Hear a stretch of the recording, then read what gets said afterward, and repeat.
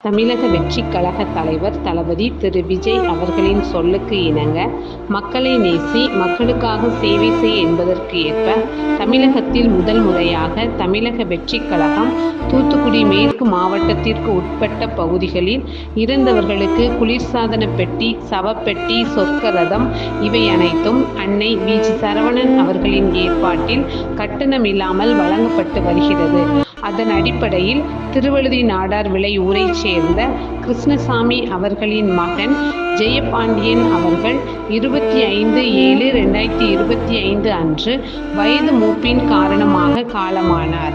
அன்னாருடைய பூத உடலை அடக்கம் செய்ய ஃப்ரீசர் பாக்ஸ், அமரர் பெட்டி, சொர்க்க ரதம் இவை அனைத்தும் மனிதம் நிலைக்க தமிழக வெற்றிக் கழகம் தூத்துக்குடி மேற்கு மாவட்டம் சமூக ஆர்வலரான அன்னை வி. ஜி. சரவணன் அவர்களின் ஏற்பாட்டில் எந்தவித கட்டணமும் இல்லாமல் வழங்கப்பட்டது.